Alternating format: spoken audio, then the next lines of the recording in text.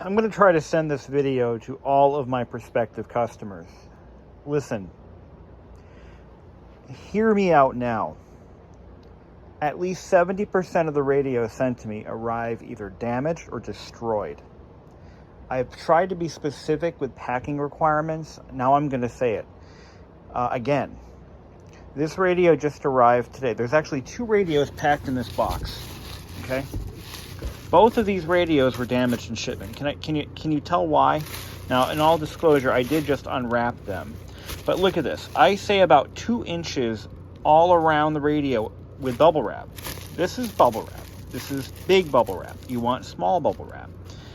This stuff is helpful as a box filler, but maybe to line the bottom, maybe line the top and the sides, but not for the radios. The radios need to be fully wrapped in about this much, maybe 2, maybe 3 inches of small bubble wrap. That's this stuff over here. And do not just use whatever old box you have lying around, because this is what I want you to use. Okay? It's not cheap, but neither are these radios. These are getting expensive. Just one of these radios, working condition, is worth a couple $100. So take the extra time, spend the extra money, find the right box. This is not adequate. There's about 1 inch. 1 inch. That's it. That's not enough. These things get tossed around in trucks. They get footballed across the warehouses. They're not handled with care. And this is how they arrive. These are 2 radios. I don't know the condition of either one at this point. I haven't tested them, but this one, look at this thing. It's tweaked. The whole chassis, well, the brackets were tweaked, indicating a large or a hard hit on one corner. Doesn't look destroyed, but these are numbered. eBay radio 1990. Oh, okay, never mind. That's for the. But look at this. I mean, it doesn't look bad. We don't know, but we don't know how damaged it is internally. But this one, we got a bent bracket, and this. I think it came this way, but this is broken off. I don't know if it was packed that way or not. I don't see any bits and pieces floating around in there. But I'm just, if none of this damage was resulted from this particular journey, I would be shocked. But let me tell you another case. This week has been the week from hell with these radios, because they keep coming damaged. Guys, pack them well, like you care. Pack them like you care about them, and you want them to survive the journey. Here's another one. I might have already talked about this. One of these chassis, I talked about this one here, I think. This is now a parts chassis because it arrived with a cracked faceplate. Here's the faceplate. This the one? Yeah. Faceplate got cracked right there. Now, that may seem, okay, well, we can fix that. I can fix that. But it cracked the peg off of one of these buttons, the eject button for the CD player. The peg got cracked off. The CD player, it's this one right here. I tried and tried and tried to get this to work again. I got it to play, but it wouldn't advance beyond the first track. This entire CD player got tweaked internally. If you pack them correctly, like I'm telling you, there can be no movement inside the boxes. So you don't want to just throw the radio in a box with a little bit of bubble wrap. No. Even if you wrap that radio in 4 inches of bubble wrap and throw it in a box this size, bouncing around in that box all the while, it'll get destroyed. I can tell you, like, I don't even know anymore how many radios have been sent to me so far. I've lost count. I got to go do some paperwork and figure that all out. But literally, I would say every third one arrives undamaged. It seems like. But literally, almost every radio I've unboxed since I started this venture has been damaged in shipment because of improper packing. And I'm not filing an insurance claim for that. I want no part in it. It's not because the carrier fucked up. It's because they were packed incorrectly. Apologies for the language, but I'm just very passionate about this. Basic packing techniques have not been followed. In fact, the guidelines are actually, if you go to any pack and ship center, they'll tell you what the correct, like they have guidelines of what works and what doesn't. Loose packing materials like popcorn peanuts and styrofoam peanuts. What else? Crumpled paper. This stuff right here. No. If you're going to spend $300 some odd to have the radio repaired, pack it with care. No, none of this. I want none of this. Nothing like that. I don't want to see that. Don't do it. And funny thing is, this radio was sent to me as a replacement for this one by the same guy, and this was his last shot. This is the last one he had. He sent it to me because this one was damaged beyond repair and shipment. It's now a parts unit. Good parts unit, by the way. So this is an example of how I would pack a radio. The radio, you can see, is placed in the middle of this roll of bubble wrap and wrapped as many times as possible. I think there's about 1, 2, 3 complete wraps around the whole radio. This is large cell bubble wrap. And then we're going to tape it. And then we're going to tape the ends up. And if it doesn't fit snugly in that box, we're going to add even more. We don't want to be cheap on the bubble wrap, because this radio, now that it's been repaired, has a street value of approximately $600, $700, $800, depending on who's looking and when. So, because they're wrapped so well, when I ship them out, they can be legitimately insured for full value. That's just how I roll, guys. I don't skimp on packing material, because your radio matters to me. So I would expect the same when you ship your radio to me for repairs, because remember, the more damage is done to the radio, the more expensive the repair is going to be. If I receive a radio that just needs a few things and it comes to me destroyed, well, guess what? Either it won't be fixed, or the cost will just be much higher, as I have to now source additional parts that we're not budgeted for.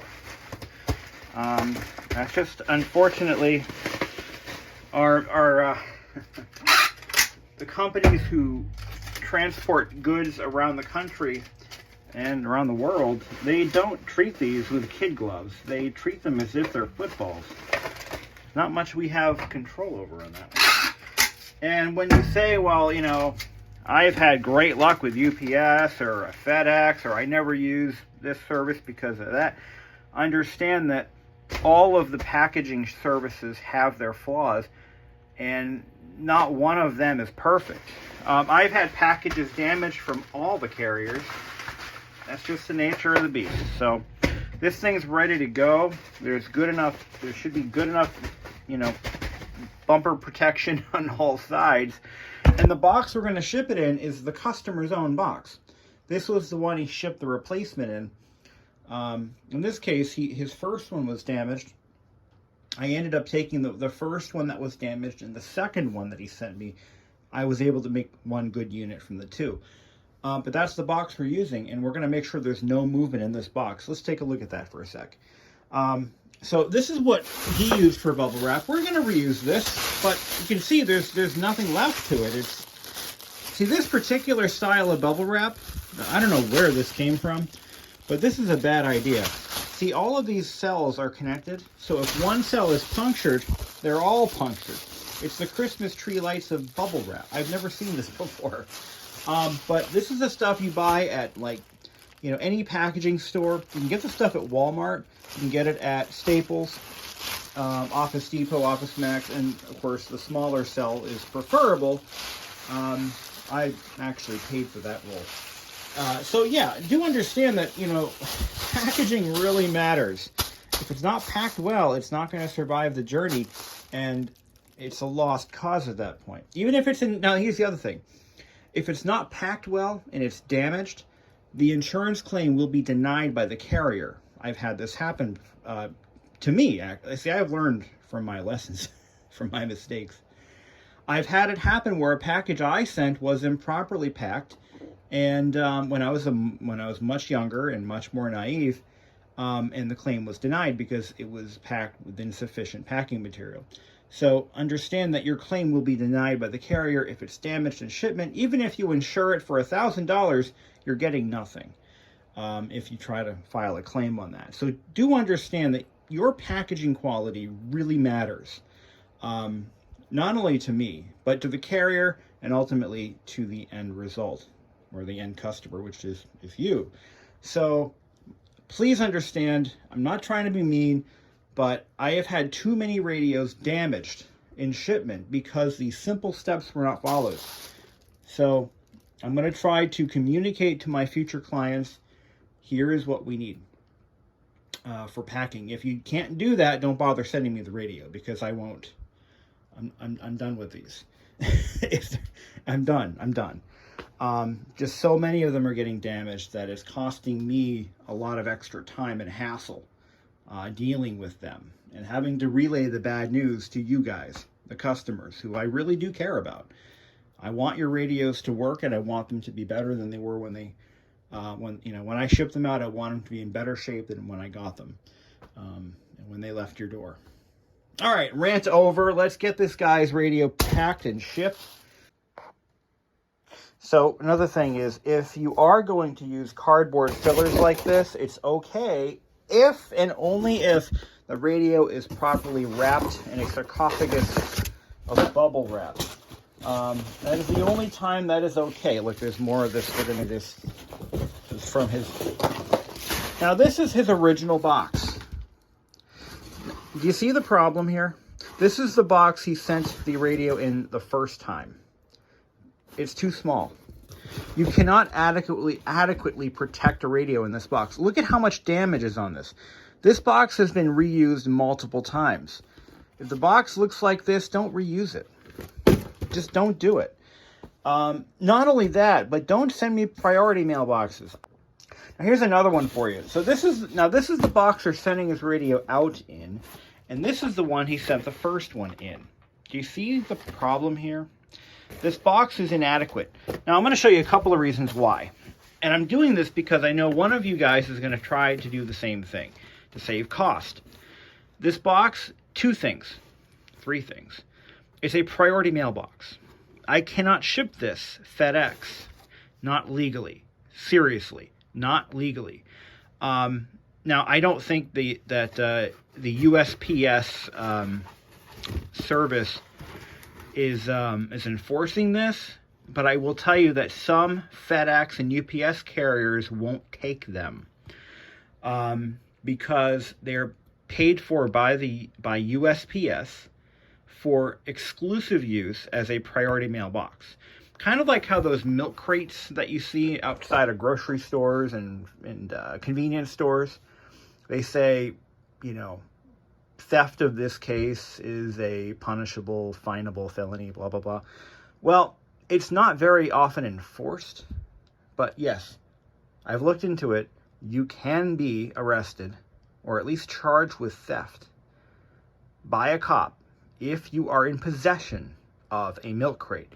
And yeah, they're not wasting their resources tracking these people down, but it can happen.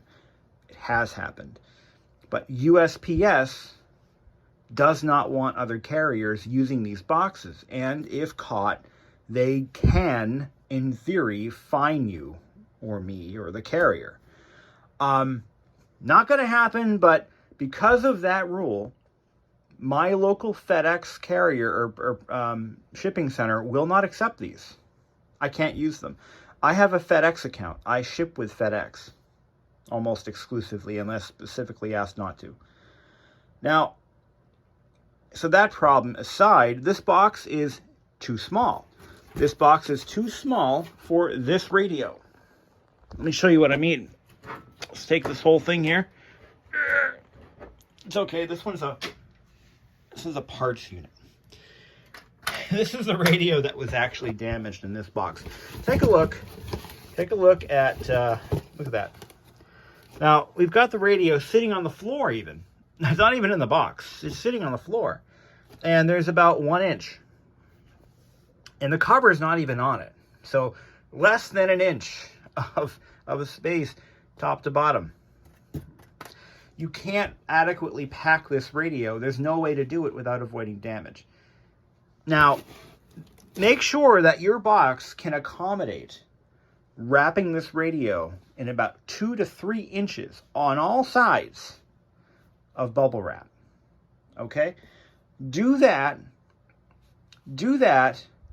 and find a box that will fit it snugly. This box is a little too big. We could cut the top down. We could cut this down, but I'm not going to because that will affect the integrity of the box. Oh, the other thing is this box is destroyed. Look at this thing. This has been around the world. This has probably been to the moon and back. Look at, there's not a good corner anywhere on this box. This box cannot take any more. It's done. It's trash now. Goodbye, box. You served us well. This box has nice sharp corners, no wrinkling, no buckling. A little bit here, but that's okay. It's a sturdy box. I mentioned earlier, you should not use any filler material that's made of paper or crumpled cardboard. Don't do that. But in a case like this, we're gonna go ahead and put it on the top, and we've already wrapped that radio within inches of its life. It's not going anywhere. This is fine. This is totally adequate. These are all things that I want to point out because I don't want any more radios getting damaged. So all future customers of mine will receive a link to this video because I care about you and I care about your radio. I don't want any more destroyed Miata radios. The bodies are stacking up, so to speak. They really, this one right here, the customer abandoned. He doesn't want to get it fixed. He's like, all right, I'm done. You know, I mean, this is unfortunate that happened, but I can't fix it now because it got damaged. It got really badly tweaked in shipment. Sorry, can't help you. I checked for brakes. I checked for all sorts of issues. I couldn't find anything. I found a couple of brakes. I fixed them. Still doesn't want to work. I'm done with it. But these are the problems that we see on a regular basis, and I'm really getting tired of seeing this happen. So onward and upward, you guys. Send me your radios. I'll fix them up if I can. We'll add Bluetooth if that's what you want. I just ordered 30 sets of overlays for the MSSS ones. I'll probably never sell all 30 of them, but I've got them, so I don't have to worry about running out ever again. And those were not cheap. Oh boy, those were not cheap. Anyway, you guys have a great day, and turn it up to 11.